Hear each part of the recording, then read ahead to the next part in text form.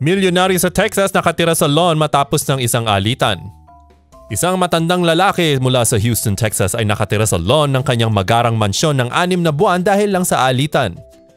Si Sharafat Khan na 69 anyos ay pinalayas ng kanyang doktor na asawa ni Shanaz mula sa kanilang maluhong mansyon sa Taylor Lake Village.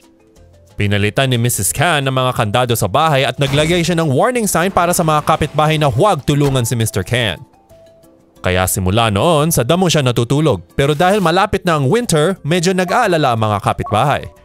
Pero bago kayo maawa sa mukhang inosenteng matanda, isipin muna ito. Ang anak na lalaki ng mga Khans ay nagsabi na ma-pride daw si Itay at ayaw magpatulong at nagagalit pag tinutulungan. Sinabi rin niya na si Inay ay ilang dekada nang binugbog at sinaktan ni Itay.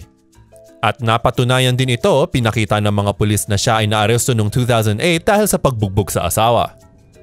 Halos 30 beses na tinawag ang mga pulis sa teritoryo nila upang alisin si Mr. Khan pero wala silang magawa dahil ang bahay ay nakapangalan sa mag-asawa. Mga makarelihiyon na paniniwala at pera ay hindi sapat sa paglutas sa problemang ito. Sana ay may mag-donate ng tent kay Mr. Khan bago dumating ang taglamig.